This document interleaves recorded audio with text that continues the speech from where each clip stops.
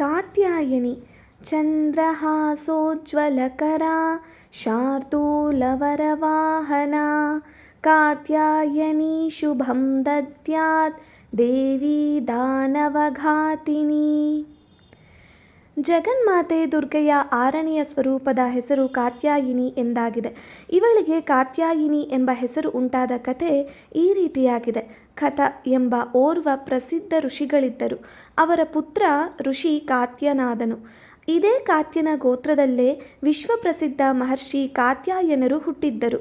ಇವರು ಭಗವತಿ ಪದಾಂಬಿಕೆಯ ಉಪಾಸನೆ ಮಾಡುತ್ತಾ ಅನೇಕ ವರ್ಷಗಳವರೆಗೆ ಕಠಿಣ ತಪಸ್ಸನ್ನಾಚರಿಸಿದ್ದರು. ಭಗವತಿಯು ತಮ್ಮ ಮನೆಯಲ್ಲಿ ಪುತ್ರಿಯಾಗಿ ಅವತರಿಸಬೇಕೆಂಬ ಇಚ್ಛೆ ಅವರಲ್ಲಿ ಇತ್ತು.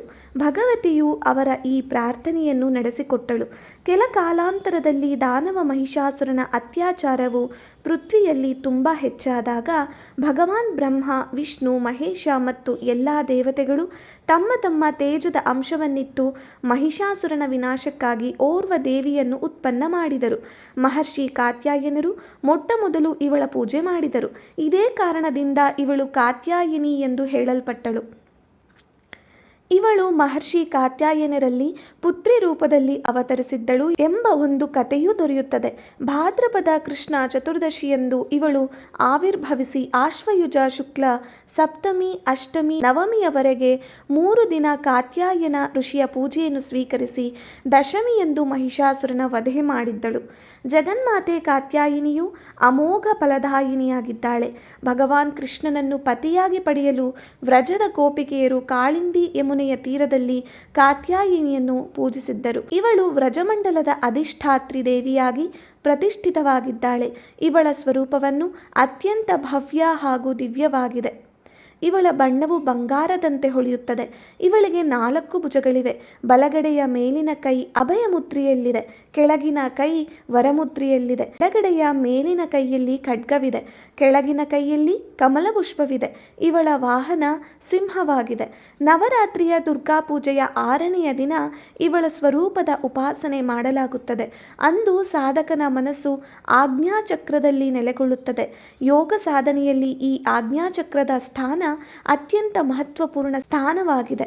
ಈ ಚಕ್ರದಲ್ಲಿ ಸ್ಥಿತವಾಗಿ ಮನಸ್ಸುಳ್ಳ ಸಾಧಕನು ತಾಯಿ ಕಾತ್ಯಾಯಿನಿಯ ಚರಣಗಳಲ್ಲಿ ತನ್ನ ಸರ್ವಸ್ವವನ್ನು ಅರ್ಪಿಸಿಕೊಳ್ಳುತ್ತಾನೆ. ಪೂರ್ಣವಾಗಿ ಆತ್ಮಸಮರ್ಪಣ ಮಾಡುವ ಇಂತಹ ಭಕ್ತನಿಗೆ ಸಹಜ ಭಾವದಿಂದ ಕಾತ್ಯಾಯಿನಿ ದೇವಿಯ ದರ್ಶನ ಪ್ರಾಪ್ತವಾಗುತ್ತದೆ. ಕಾತ್ಯಾಯಿನಿಯ ಭಕ್ತಿ ಮತ್ತು ಉಪಾಸನೆಯ ಮೂಲಕ ಮನುಷ್ಯನಿಗೆ ಸುಲಭವಾಗಿ ಅರ್ಥ, ಧರ್ಮ, ಕಾಮ, ಮೋಕ್ಷವೆಂಬ 4 ಫಲಗಳ ಪ್ರಾಪ್ತಿಯಾಗುತ್ತದೆ.